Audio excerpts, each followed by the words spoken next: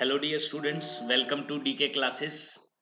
तो आज की क्लास में हम डिस्कस करने जा रहे हैं class 10 chapter 5 arithmetic progression.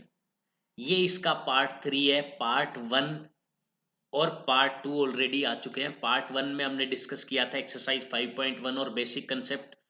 Part 2 के अंदर हमने एक्सरसाइज 5.2 से पहले के बेसिक कंसेप्ट पढ़े, फिर उसके एग्जांपल्स हमने किए और उसके बाद एक्सरसाइज 5.2 के क्वेश्चन नंबर 1 2 3 भी हमने उसी पार्ट में किए हैं। अब पार्ट 3 के अंदर एक्सरसाइज 5.2 के बाकी के बचे हुए क्वेश्चंस हम करने जा रहे हैं। That is question number 4 to question number 20। तो चलिए हम सोल्व करते हैं। सबसे पहले क्वेश्चन नंबर 4 देखते हैं। Which term of AP is 78?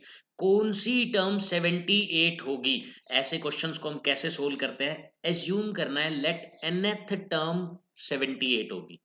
nth term को 78 मान लेना है। ओके, अब हम लिखेंगे ए। एपी का ए फर्स्ट टर्म क्या है? 3 है। डी हम लिख देते हैं डिफरेंस। कॉमन डिफरेंस क्या है? Second term minus first term, that is 5। उसके बाद विच टर्म के लिए एन की वैल्यू हमें फाइंड करनी है। एन क्या होगा ये हमें बताना है। कैसे करेंगे भाई? हम जानते हैं nth term is equal to a plus n minus one into d. nth term 78 है, equal to a plus n minus one into common difference is 5। मैं क्या करूंगा, 3 इधर ले जाकर माइनस कर देता हूं। 75 is equal to n minus one into 5। Then n minus one आ गया 75/5, दैट इज 15 और n की वैल्यू आ गई 16। ये 1 इधर जाके ऐड हो जाएगा, n की वैल्यू 16। इसका मतलब 16th टर्म ही 78 के इक्वल है। ओके, नेक्स्ट क्वेश्चन हम देखते हैं। Question number 5।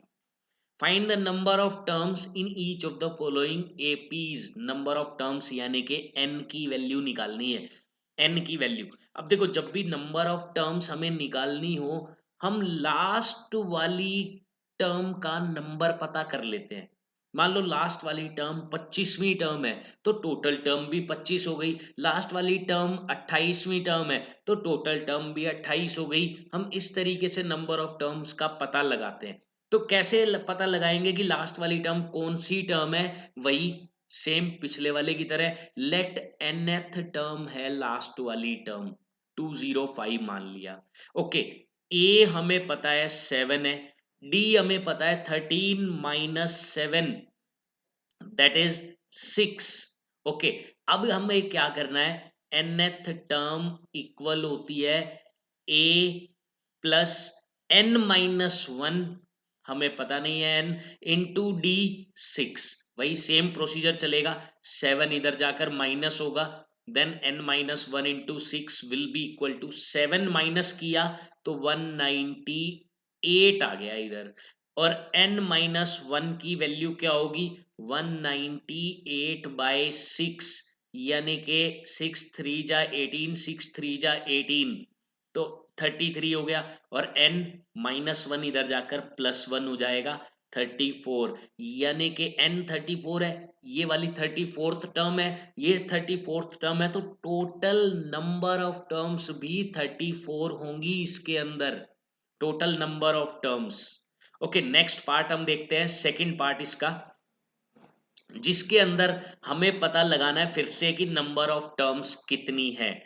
तो वही nth टर्म मान लेना है। Let nth term is -47। A हमें पता है 18। डी कॉमन डिफरेंस हमें पता है -5/2। कैसे? देखिए, सेकंड टर्म आपको दिख रही होगी 31/2 है। माइनस करेंगे फर्स्ट टर्म, फर्स्ट टर्म को माइनस करेंगे। एलसीएम लिया 2, 31 माइनस 36 -5/2, इसका डी आ गया। तो डी मैं लिख देता हूं -5/2। डी को लिख दिया मैंने -5/2। ओके, अब उसके बाद क्या करना है? सेम प्रोसीजर nth टर्म का फॉर्मूला यूज कर लो। क्या होता है nth टर्म का formula? a plus n minus one into d. A n की जगह मैं रख देता हूं -47, ए 18 है, n minus one into d -5/6 हो जाएगा। इधर ले जाकर मैं इसे करूंगा तो माइनस हो जाएगा, ये n minus one into 5/6 is equal to minus हो जाएगा। माइनस हुआ तो ये बना माइनस का 65। अब क्या होगा? 6 मल्टीप्लाई में जाएगा, ये 5 आएगा डिवाइड में। तो n minus one is equal to -65 into 6, sorry d की वैल्यू बाय 2 थी, मैंने गलती से 6 लिख दिया, गलती से मैंने 6 लिख दिया, बाय 2 है, ये बाय 2 आएगा इधर, 5/2 और 2/5। ओके, देन मैं देख रहा हूं इधर तो ये बन रहा है माइनस का भी है, इसको पूरा इस तरीके से लिख देता हूं मैं, -5/2। तो इधर गया तो ये माइनस से माइनस भी कट हो गया, ये 13 पर कट हो गया, n माइनस वन 26 आ गया। तो n क्या होगा? +1 इधर जाके होगा, 26 + 1 27, यानी कि टोटल नंबर ऑफ टर्म्स 27 आएंगी इसके अंदर, टोटल नंबर ऑफ टर्म्स 27 होंगी। ओके, उसके बाद नेक्स्ट हम देखते हैं क्वेश्चन नंबर 6। इसके अंदर क्या बोला गया है? Check whether -150 is a term of AP. Check करना है कि -150 टर्म इसकी है कि नहीं है। कैसे पता चलेगा? भाई हम n निकाल लेंगे, n कि ये कौन सी टर्म है ये पता करेंगे हम। ओके, अगर n नेचुरल नंबर आता है तो ये इसकी टर्म है, अगर n नेचुरल नंबर नहीं आया तो ये इसकी टर्म नहीं है। ओके, n कैसे निकालेंगे? nth टर्म मान लो, लेट nth टर्म है -150। ओके, देन a हमें पता है 11 है, d हमें पता है 8 माइनस 11 -3 है d। ओके, अब nth टर्म किसके इक्वल होता है? a plus n minus one into D. Okay, 11 इधर गया, माइनस हो गया, तो n माइनस वन इंटू -3 किसके इक्वल हो गया? -161। देन n माइनस वन, -3 को डिवाइड कर दो, माइनस से माइनस तो कट हो जाएगा, 161/3 हो जाएगा। -1 इधर जाकर +1 कर दो, देन n की वैल्यू आ गई 164/3। 1 ऐड कर दिया मैंने, तो मैं देख रहा हूं ये नेचुरल नंबर नहीं आ रहा, क्योंकि 3 से डिवाइड ही नहीं होगा ये, तो नेचुरल नंबर नहीं है। ये नेचुरल नंबर नहीं है तो मैं लिख सकता हूं कि -150 is not a term of this AP, इसकी टर्म नहीं है। अगर नेचुरल नंबर आता तो उसकी टर्म हो जाती। ओके, क्वेश्चन नंबर 7 देखते हैं, क्या बोला गया है? Find 31st term of AP. देखो फाइंड क्या करना है? 31st टर्म A31 हमें फाइंड करना है। क्या होता है A31? A प्लस 30D, ये होता है A31। Whose 11th term is 38। अच्छा, ये तो फाइंड करना है, लेकिन कुछ चीजें दी भी हुई है। क्या दिया हुआ है? 11th टर्म 38 दिया हुआ है, एंड 16th टर्म 73 दिया हुआ है। ये दो चीजें हमें क्वेश्चन के अंदर दी गई है, ये दो चीजें दी गई है। यहां से इक्वेशन बनाएंगे हम कैसे? 11th टर्म होती है a प्लस 10d, जो कि 38 के इक्वल है। ओके, 16th टर्म होती है a प्लस 15d, जो कि 73 के इक्वल है। सब्ट्रैक्ट कर देते हैं, एलिमिनेशन मेथड का यूज करेंगे। सब्ट्रैक्ट किया तो ये माइनस, ये माइनस, ये भी माइनस, a से a कट हो गया, 10 माइनस 15 बचा -5d इज इक्वल टू -35, ये बन गया। और d की वैल्यू आ रही है 7, डी की वैल्यू 7 आ रही है, प्लस का 7 आएगा क्योंकि -35 अपॉन -5, -35 अपॉन -5 प्लस का 7 आ रहा है। ओके, डी डिफरेंस 7 आ चुका है। डी की वैल्यू उठाओ, किसी में भी पुट कर दो। लेट फर्स्ट वाली इक्वेशन में पुट करता हूं मैं। देन ए प्लस 7 इंटू 10, ये हो जाएगा 70 इज इक्वल टू 38। देन ए की वैल्यू आ जाएगी 38 माइनस 70, दैट इज -32। ए की वैल्यू -32 हो गई। हमें 31st टर्म निकालनी है। अब निकाल सकते हैं हम। कैसे? हमारे पास ए भी है और हमारे पास डी भी है। तो 31st टर्म हो जाएगी a, that is -32 plus 30 into d 7। तो क्या बना? माइनस का 32 है और प्लस 210। तो -32 करना है हमें 210 में से। 32 को सब्ट्रैक्ट करना है। कैसे करेंगे भाई? 10 सब्ट्रैक्ट किया तो 200 बन गया पूरा 200, क्योंकि 210 है ना ये। 10 सब्ट्रैक्ट किया, अब बचा 22 सब्ट्रैक्ट करेंगे तो ये बनेगा 278, सॉरी 2 नहीं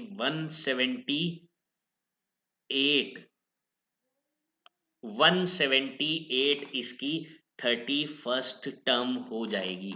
178 इसकी 31st टर्म हो जाएगी। क्या करना है? इन दोनों से दो इक्वेशन बनानी है, वहां से ए और डी निकालना है और जो हमें चाहिए उसके अंदर पुट कर देना है। That's all. नेक्स्ट हम देखते हैं क्वेश्चन नंबर 8। क्या है? An AP consist of 50 terms. Total AP के अंदर 50 टर्म्स है टोटल। थर्ड टर्म 12 है। थर्ड टर्म देखो, डायरेक्ट इसको हम ऐसा लिखेंगे A3 12। इसका मतलब A3 आपको पता होना चाहिए क्या होता है। A प्लस 2D, ये 12 के इक्वल है। ओके, उसके बाद लास्ट टर्म इज 106। लास्ट कौन सी? भाई टोटल 50 है तो लास्ट का मतलब क्या? 50वीं ही तो लास्ट होगी। तो A50 50वीं टर्म 106। इसका मतलब क्या हुआ? A प्लस 49D, ये 106 के इक्वल है। Find 29th term. बिल्कुल सेम उसी तरीके का क्वेश्चन बन गया। 29th टर्म हमें निकालनी है। यहां से ए और डी निकालेंगे और इस 29th टर्म में पुट कर देंगे फाइंड करने के लिए। ओके, पहले सब्ट्रैक्ट करते हैं। ये माइनस, ये माइनस, ये भी माइनस, ये इधर कट हो गया। देन माइनस किया तो माइनस का 47D इज इक्वल टू, इधर भी माइनस का, पहले 6 माइनस किया फिर 6 माइनस किया, 94 आ गया। डी की वैल्यू आ गई 94/47 2। डी की वैल्यू 2 आ रही है, प्लस का 2 आएगा। ओके, डी तो आ गया। अब हमें ए निकालना है। पुट कर देते हैं ना इस इक्वेशन में, पुट कर देते हैं। तो डी 2 है तो ए दिख रहा है साफ साफ, 2 2 जा 4, 4 इधर जाकर माइनस हो गया तो ए की वैल्यू 8 आ गई। डायरेक्ट आप पुट करके निकाल सकते हैं इसको इजीली। ए की वैल्यू 8 आ जाएगी। फर्स्ट टर्म 8 हो जाएगी इसकी। फर्स्ट टर्म 8 हो जाएगी। हमें चाहिए 29th टर्म। 29th टर्म होती है ए प्लस 28D। ओके, ए की वैल्यू 8 है प्लस 28 इंटू डी यानी कि 2। डी हो गया 2। ओके, देन 8 प्लस ये बनेगा 56। 28 टू जा 56। ओके, सिंप्लीफाई कर सकते हैं हम इजीली। 64 इसकी 29th टर्म हो जाएगी। 64 इसकी 29th टर्म हो गई। तो इस तरीके से हम इसको फाइंड कर सकते हैं। नेक्स्ट हम देखते हैं क्वेश्चन नंबर 9। क्या बोला गया है? If the third and 9th term of AP, फिर से दो टर्म्स दे दी गई है। कौन कौन सी? एक थर्ड दी है और एक 9th दी है। तो which term of AP is zero? कौन सी टर्म जीरो होगी ये बतानी है। चलो देखो, पहले हम क्वेश्चन को समझते हैं। थर्ड टर्म यानी कि A3 जो कि 4 है, फिर उसके बाद नाइन्थ टर्म जो कि -8 है। फिर ये बताना कौन सी टर्म 0 है। इसके लिए क्या करना पड़ेगा, मानना पड़ेगा आपको कि nth टर्म 0 है, उसके लिए n निकालना है आपको, उसके लिए n निकालना है। nth टर्म 0 है, n की वैल्यू निकालनी है। तो देखो यहां से दो इक्वेशन बनेगी, a और d आएगा अपने पास, सोल्व कर लेंगे यहां से। देखिए कैसे, थर्ड टर्म यानी कि a प्लस 2d वो 4 के इक्वल है। नाइन्थ टर्म यानी कि a प्लस 8d वो -8 के इक्वल है। सब्ट्रैक्ट कर देते हैं, एलिमिनेशन मेथड यूज करते हैं। ये कट हो गया, इधर आया -6d और इधर आया 12। -6d इधर आ गया 12, d की value 12 upon -6 that is -2, d तो -2 आ गया। -2 पुट कर दो फर्स्ट वाले के अंदर, -2 तो -2 इंटू 2 माइनस का 4 इधर जाएगा, प्लस का 4 हो गया। a की वैल्यू 8 आ गई, a की वैल्यू 8 आ गई। दोनों वैल्यूज मैंने निकाल ली हैं। अब nth टर्म 0 है, n निकालना है, ठीक है। nth टर्म 0, देखो nth टर्म का फॉर्मूला लगा रहा हूं मैं, an equal to a plus n-1 into d that is -2। तो क्या करना है, 8 को इधर ले जाएंगे, -8 हो गया, यानी कि n-1 into -2 is equal to -8। -2 को डिवाइड करेंगे, then n-1 is equal to 4। -1 -2 को डिवाइड किया, -1 को इधर लेके जाएंगे, प्लस हो गया, then n is equal to 5। यानी कि इसकी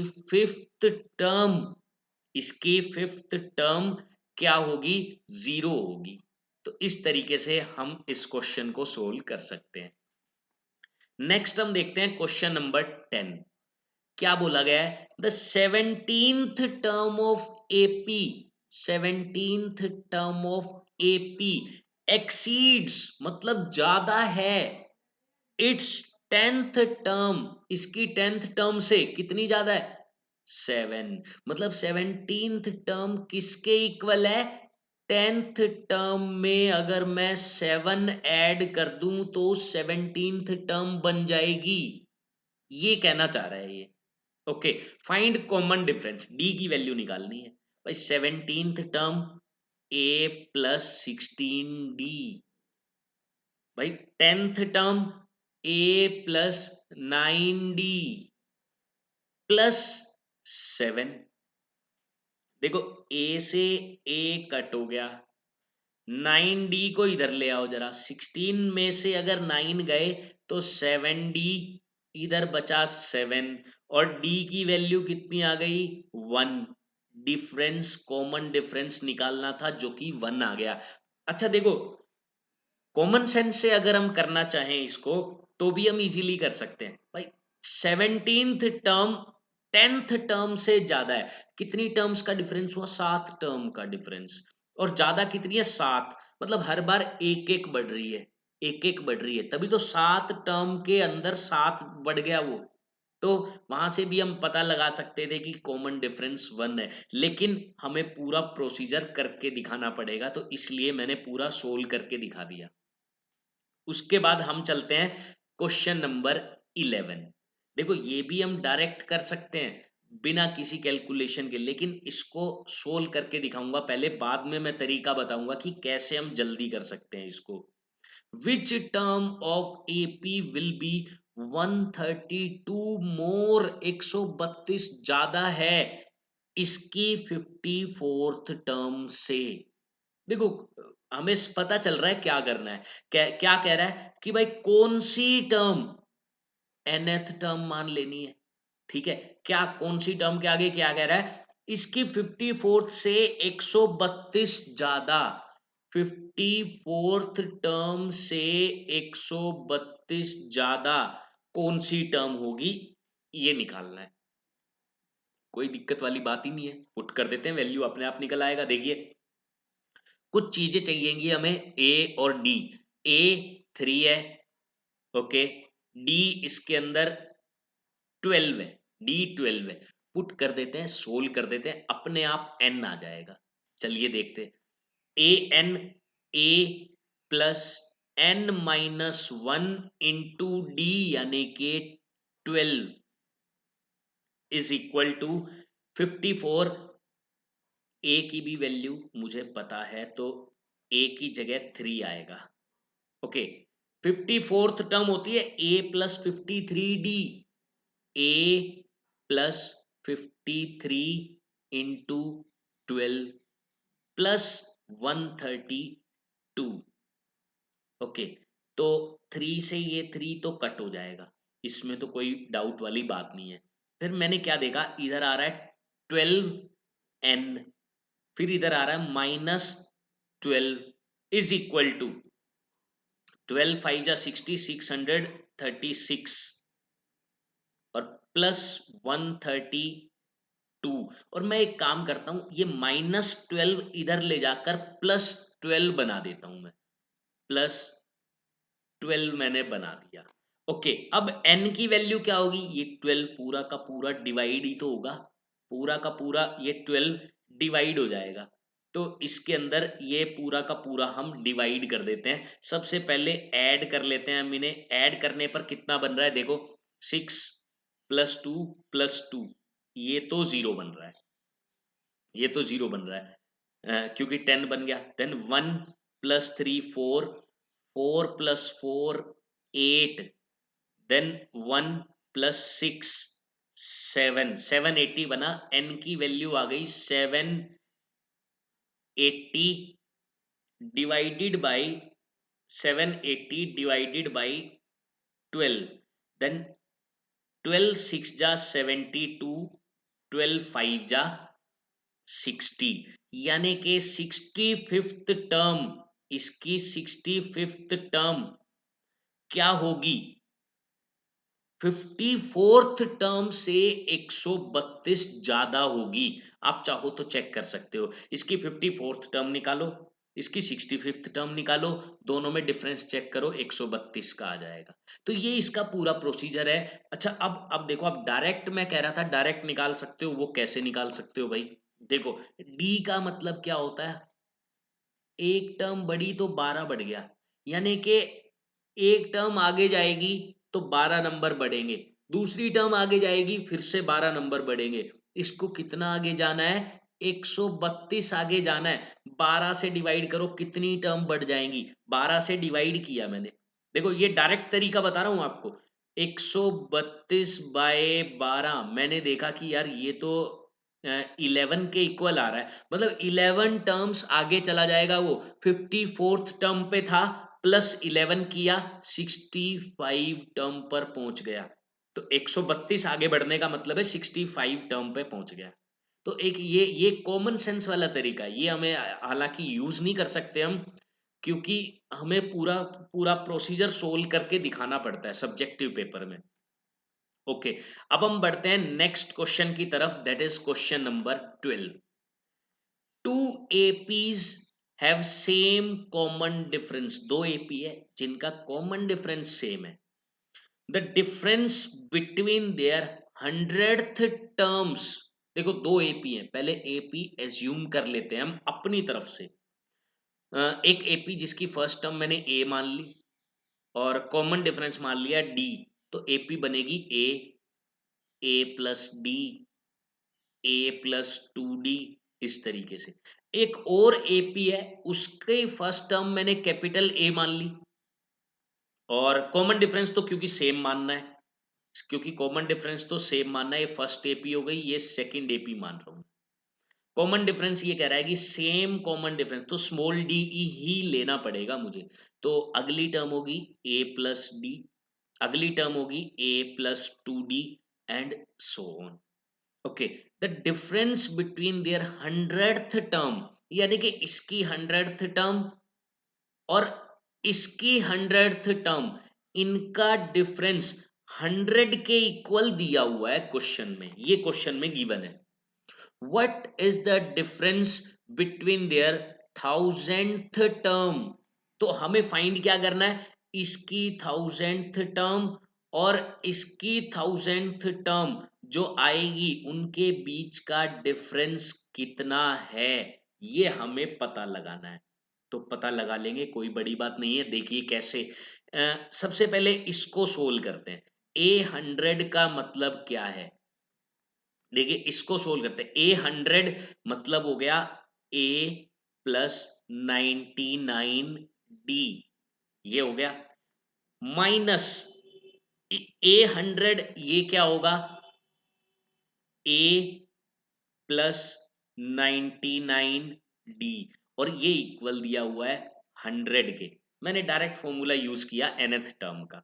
okay, then A+99D -A-99D, minus क्यों कर दिया भाई, क्योंकि साइन चेंज होते हैं ना, साइन चेंज कर दिए, बाहर माइनस है तो ब्रैकेट के, तो माइनस से माइनस ये कट भी हो जाएगा। यानी कि अपने पास एक एक्सप्रेशन आ गई, वो क्या आ गई कि small a minus capital A 100 के इक्वल है, ये हमें पता चल गया, और कुछ नहीं निकल पाएगा यहां से। ओके, अब हमें फाइंड क्या करना है, उसकी तरफ फोकस करते हैं। हमें फाइंड करना है ये, चलिए देखते हैं। हमें फाइंड करना है A1000 माइनस A1000, यानी कि इनके 1000th टर्म का डिफरेंस। ठीक है, फाइंड करते हैं। देखिए A1000 होगा A+999D, एक कम करना पड़ेगा, माइनस इसी तरीके से A+999D, ये होगा डिफरेंस। ठीक है, सोल्व करते हैं। ये बनेगा A+999D माइनस A-999D, फिर से ये इससे कट गया, यानी कि डिफरेंस किसके इक्वल आ गया, A माइनस A के इक्वल। और A माइनस A की वैल्यू हमें पता है, अभी अभी हमने फाइंड की है, दैट इज 100। तो हम यहां पर वैल्यू पुट कर देंगे, इसका मतलब 1000th टर्म में डिफरेंस कितना आ गया, 100 आ गया। अच्छा, इसमें क्या होता है, जब भी कॉमन डिफरेंस सेम हो तो हर टर्म में डिफरेंस सेम ही रहता है। जो पहली टर्म में डिफरेंस है, देखो A minus A, her term में वही डिफरेंस रहेगा। उनकी सेकंड टर्म उठा के देख लो, उनकी थर्ड टर्म उठा के देख लो, उनकी 25वीं टर्म उठा के देख लो, उनकी 1000th टर्म उठा के देख लो, डिफरेंस सेम रहता है। उसी का यूज यहाँ किया गया है। क्वेश्चन में बोला भी गया है कि उनकी 100th टर्म में डिफरेंस 100 है, तो 1000th टर्म में डिफरेंस कितना होगा, वो भी 100 ही रहेगा, वो भी 100 ही रहेगा, क्योंकि कॉमन डिफरेंस सेम है। तो नेक्स्ट हम देखते हैं क्वेश्चन नंबर 13। क्या है, how many 3 digit numbers are divisible by 7? 3 digit number है, 7 से डिविजिबल है, कितने होंगे? ठीक है, चेक करते हैं। सबसे पहले पहला 3 डिजिट नंबर जो 7 से डिवाइड होता है, देखिए कुछ तरीके होते हैं जो हम नंबर निकाल पाते हैं। कैसे भाई, सबसे छोटा 3 डिजिट का नंबर होता है 100। मुझे इससे या तो 107 से डिवाइड हो जाए, नहीं तो इससे पीछे तो नहीं जा सकता, मैं माइनस नहीं कर सकता, कुछ कुछ ऐड करना पड़ेगा कि 7 से वो डिविजिबल हो। जैसे कि 101 हो सकता है, 102 हो सकता है, 103 हो सकता है, 104 हो सकता है, मुझे पता लगाना होगा। कैसे पता लगाऊंगा मैं, 7 से डिवाइड कर लेता हूं, 7 से डिवाइड कर लेता हूं। 7 से डिवाइड किया तो 7 × 1 = 7, बचेगा 3, 0, 7 × 4 = 28, बचा कितना, 2। अब देखो, अब हमारे पास दो तरीके हैं ये पता लगाने का कि पहला 3 डिजिट नंबर कौन सा है जो 7 से डिवाइड होता है। कैसे भाई, या तो एक काम करो, रिमाइंडर क्या होता है, रिमाइंडर हमेशा एक्स्ट्रा नंबर होता है, रिमाइंडर एक्स्ट्रा नंबर है, ये अगर मैं माइनस कर दूं तो वो नंबर 7 से डिवाइड होगा। 100 -298, ये नंबर 7 से डिवाइड हो रहा है, लेकिन हमें तो 3 डिजिट का चाहिए था। तो इससे अगला कौन सा नंबर होगा जो 7 से डिवाइड होता होगा, 7 प्लस कर दो, 98 7 से डिवाइड होता है। अगला नंबर जो 7 से डिवाइड होता होगा, 7 प्लस कर दो, 105 आ गया। पहला तरीका, पहला तरीका। दूसरा तरीका क्या है? दूसरा तरीका, ये तो पहला तरीका था भाई। हमें जब पहले कम वाला निकाल सकते हैं हम रिमाइंडर माइनस करके, और अगर हमें उससे आगे वाला चाहिए तो हम क्या करेंगे, 7 और आगे कर देंगे, वो 105 पहला नंबर आ गया। अच्छा, दूसरा क्या तरीका है भाई? जब भी कुछ नंबर में ऐड करके हमें देखना हो वो डिविजिबल हो रहा है कि नहीं, जैसे 100 में क्या ऐड करें कि पूरा पूरा डिवाइड हो जाए, तो क्या करना होता है, इनका डिफरेंस ले लो। 7 और 2 का 5 आ रहा है, 5 ऐड कर दो 100 में, सीधा सीधा 100 में 5 ऐड कर दो, 105 पहला नंबर निकल गया जो 7 से डिवाइड होता है। उसके बाद क्या होगा, +7 करते जाओ, +7 +7 +7, वो सारे नंबर 7 से डिवाइड होते जाएंगे। ओके, ये तो बात समझ आ गई। उसके बाद अब लास्ट 3 डिजिट नंबर भी तो निकालना पड़ेगा, क्योंकि देखो ये तो बात क्लियर है कि पहला नंबर 105 है, फिर उसके बाद 7 ऐड किया 112 है, फिर 7 ऐड किया 119 है, लास्ट नंबर क्या होगा वो कैसे पता लगाएंगे? प्रोसीजर सेम है, देखो 99 999 ये 3 डिजिट का सबसे बड़ा नंबर होता है। मैं क्या करूंगा, 7 से डिवाइड करूंगा, इसको भी 7 से डिवाइड करूंगा। 7 से डिवाइड किया, 7 वन जा 7, 2 बचा, फिर 9 लिया ऊपर से, 7 4 जा 28, 1 बचा, ऊपर से 9 लिया, देन 7 2 जा 14, बचा 5। अब ये 5 क्या है, रिमाइंडर क्या होता है, एक्स्ट्रा नंबर। ये 5 माइनस कर दो, लास्ट नंबर आ गया, क्या आ गया, 994। 994 ये 7 से डिवाइड होने वाला लास्ट नंबर आ गया। यानी कि हमारे पास एपी बन गई है 7 से डिवाइड होने वाले नंबर्स की, 105, 112, 119 और अप टू 994 एपी बन चुकी है। एपी बन चुकी है। हमें बस पता लगाना है इस एपी में कितनी टर्म्स है, क्योंकि जितनी टर्म्स उतने ही नंबर जो 7 से डिवाइड होते हैं, और ये हमें पता लगाना आता है। कैसे? इसको nth टर्म मान लो, लेट nth टर्म 994 के इक्वल है। तो फॉर्मूला क्या यूज करेंगे, nth टर्म इक्वल होती है a plus n-1 into d. D 7 है यहाँ पर, तो 105 पहले इधर ले जाकर माइनस कर देते हैं हम, तो n-1 इंटू 7 बचेगा, 1 माइनस किया तो 8, 8 9 ये आ रहा है, 8 8 9 ये आ रहा है माइनस करने पर। देन n-1 की वैल्यू 7 डिवाइड कर देते हैं ना, 7 1 जा 7, 7 2 जा 14, 7 7 जा 49, और n की वैल्यू क्या आ गई, इसमें 1 ऐड कर दो, 128। यानी कि टोटल नंबर ऑफ टर्म्स 128 है। तो हम ये कह सकते हैं total 3 digit number which are divisible by 7 are 128। तो इस तरीके से हम 7 से डिविजिबल होने वाले 3 digit के सभी नंबर्स निकाल सकते हैं। ओके, इससे नेक्स्ट क्वेश्चन करते हैं जो कि बिल्कुल इसी तरीके का क्वेश्चन है। क्या है, how many multiples of 4 lie between 10 and 250। 10 और 250 के बीच में कितने 4 के मल्टीपल हैं? तो देखते हैं हम कि 10 10 या उससे अगला नंबर 4 से डिवाइड होने वाला, 10 से अगला होता है 11, 4 से डिवाइड नहीं होगा, 12 4 से डिवाइड होगा, उसके बाद 4 से कौन सा डिवाइड होगा, 4 4 बढ़ाते जाओ, 16 20 ऐसे चलता जाएगा। लास्ट नंबर हमें निकालना है, हम क्या करेंगे, 250 को डिवाइड करके देख लेते हैं भाई 4 से। 4 6 जा 24, 4 2 जा 8, 2 बच गया, ये 2 माइनस कर दो ना, तो हमें पता चल जाएगा कि 248 एक ऐसा नंबर है जो डिवाइड हो जाता है 4 से। 248 एक ऐसा नंबर है, 248 जो 4 से डिवाइड हो जाता है। लास्ट नंबर हमें पता चल गया, 250 से पहले यही नंबर है जो 4 से डिवाइड होगा। तो वही सेम प्रोसीजर, हमें एपी पता चल चुकी है, हमें बस एन निकालना है। तो nth टर्म मान ली, nth term is equal to a plus n minus one into D.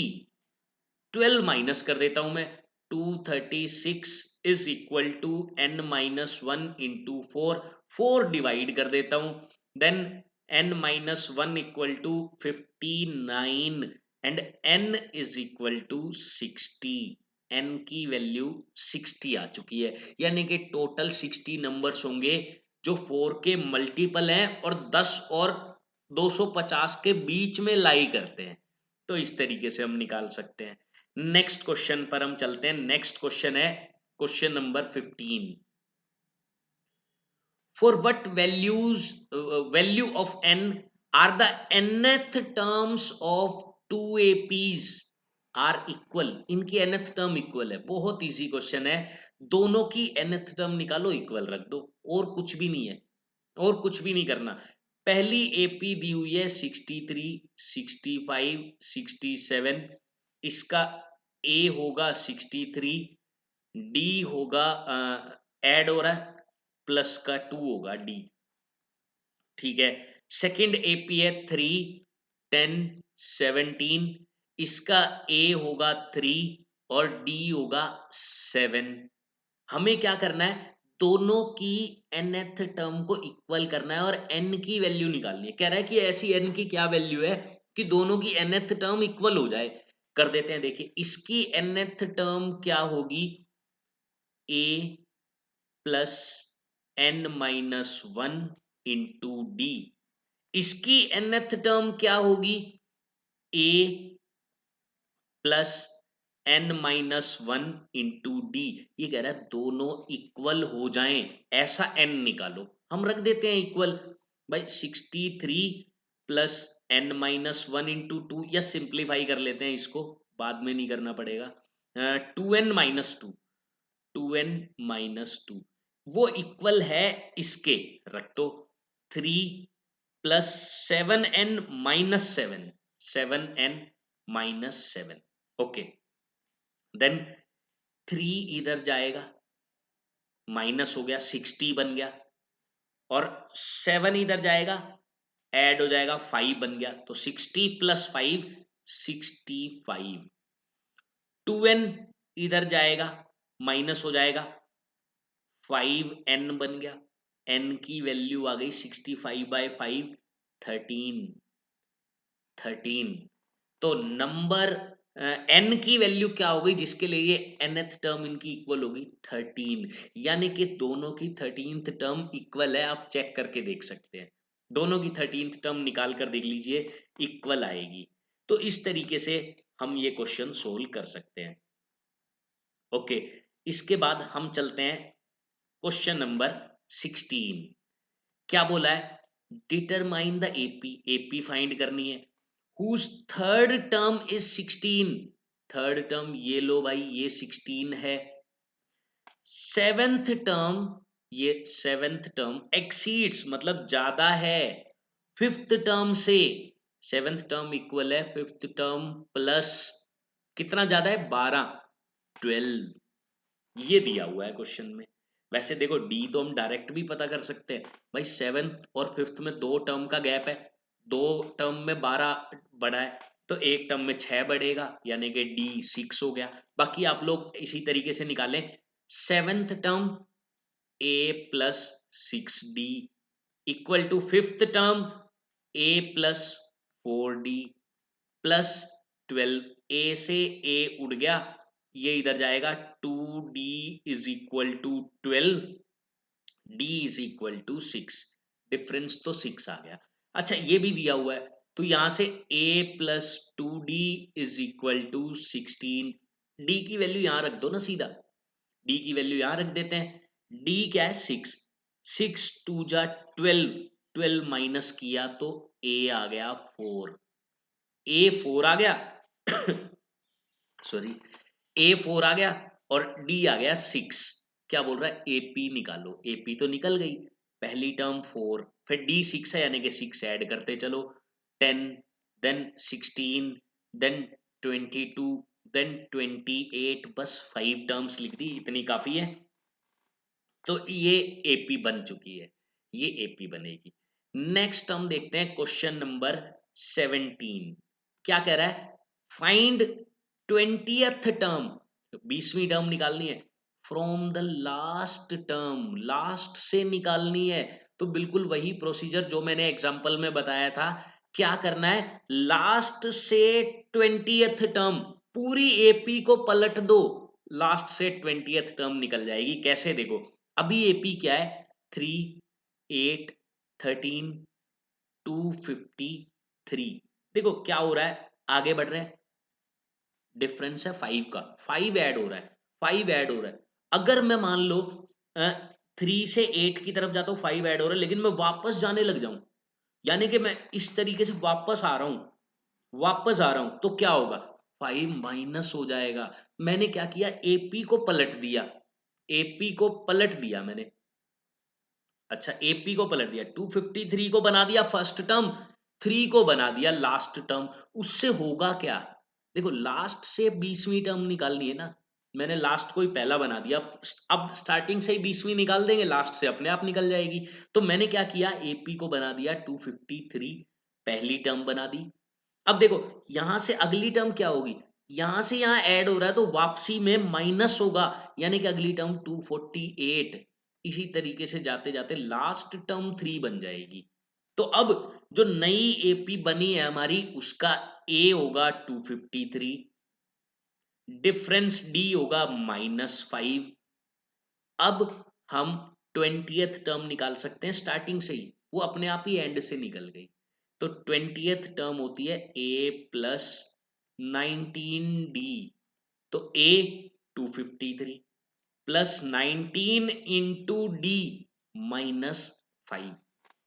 Okay, then 253 minus 95, 100 minus कर दो, 5 बाद में ऐड कर लेना। मैंने 100 माइनस कर दिया तो 153 आ गया। 153 में 5 ऐड कर देते हैं। क्या हुआ? 95 माइनस करना था, मैंने थोड़ा एक्स्ट्रा माइनस कर दिया, 100 माइनस कर दिया 153। तो वो जो 5 एक्स्ट्रा माइनस किया था, वापस ऐड कर दो, 95 माइनस हो गया, यानी कि 158 इसकी 20th टर्म आ गई फ्रॉम लास्ट। लास्ट से 20वीं टर्म निकल चुकी है। ओके, अब हम चलते हैं क्वेश्चन नंबर 18 की तरफ। क्या बोल रहा है? The sum of 4th and 8th terms of AP, 4th और 8th टर्म, इनका सम दिया हुआ है 24। Sum of 6th and 10th, sum of 6th and sum of 10th, नहीं, sum of 6th and 10th 44। First 3 terms निकालनी है। बिल्कुल easy है, बहुत ज्यादा इजी है। कैसे? देखो, इसका क्या मतलब है? a plus 3d 4th term का, और 8th टर्म का a प्लस 7d, जो कि 24 के इक्वल है। अच्छा, इसका क्या मतलब है? a plus 5d plus a plus 9d, 10th term a plus 9d, ये 44 के इक्वल है। चाहो तो यही एलिमिनेशन लगा दो, अदरवाइज थोड़ा सिंप्लीफाई कर लो कि a plus a 2a, then 3d plus 7d, 3 plus 7 10d, ये 24 के इक्वल है। नीचे वाली क्या बनेगी? फिर से 2a plus 14d is equal to 44। 44 इस तरीके से ये बनेगा। सब्ट्रैक्ट कर दो, चाहो तो यहां भी एलिमिनेशन लगा सकते हो, कोई बड़ी बात नहीं है इसमें। माइनस किया, इधर बचा -4d is equal to -20, d की वैल्यू 5 आ गई, डिफरेंस आ गया 5। ओके, डी की वैल्यू उठाओ, पुट कर दो किसी भी इक्वेशन के अंदर। मान लो मैंने इसके अंदर पुट कर दी, डी 5 है, तो ये बनेगा 50। 50 इधर जाके माइनस होगा, तो ये बनेगा 2a इज इक्वल टू -26। 50 अगर माइनस किया तो a की वैल्यू आ रही है -13, -13 a की वैल्यू आ गई। तो AP बन चुका है। AP क्या बना? देखिए, पहली टर्म -13, दूसरी टर्म -8, डी ऐड करते चलना है। और उसके बाद वाली टर्म क्या होगी? -3, देन 2, देन 2 + 5 7। तो इस तरीके से ये पूरा का पूरा प्रोसीजर चलता रहता है। तो इस तरीके से पूरा का पूरा प्रोसीजर ये चलता रहेगा। ओके, अब हम आगे बढ़ते हैं, नेक्स्ट क्वेश्चन देखते हैं। नेक्स्ट क्वेश्चन ये क्वेश्चन नंबर, हाँ ये क्वेश्चन नंबर 18 था। 18, 19 देखते हैं। 19 में क्या कह रहा है? Subba Rao started work in 1995। 1995 में उसने काम करना स्टार्ट किया, किस सैलरी पर? 5000 rupees per, and received an increment of 200 each year. यानी कि 1995 में उसकी सैलरी थी 5000। 1996 में उसकी सैलरी हुई 5200। 1997 में उसकी सैलरी हुई 5400। 200 रुपए इंक्रीमेंट मिलता है हर साल। किस साल उसकी सैलरी 7000 हो जाएगी? 7000। देखो, हम क्या करेंगे, ये इसकी फर्स्ट टर्म है, ये सेकंड टर्म है, एपी तो बन रहा है, ये तो पता चल गया। अगर मैं ये पता लगा लूं कि ये कौन सी टर्म है, तब क्या होगा? तब हम कैसे इसको सोल्व कर सकते हैं? देखिए, फर्स्ट टर्म है तो 1995, सेकंड टर्म है तो 1996 ईयर में सेकंड टर्म, यानी कि जैसे यहाँ nth टर्म हमें पता लगानी है। nth टर्म का फॉर्मूला यूज करो आप nth टर्म का, कि nth term is equal to a plus n minus 1 into d. D कितना है? 200 रुपए। माइनस किया तो 2000। 2000 में 200 को डिवाइड करना पड़ेगा, क्योंकि ये ऐसे बनेगा 2000 equal to n minus 1 into 200। 200 को डिवाइड किया तो n माइनस 1 आ गया 10, और n की वैल्यू आ गई 11। ये 11th टर्म है।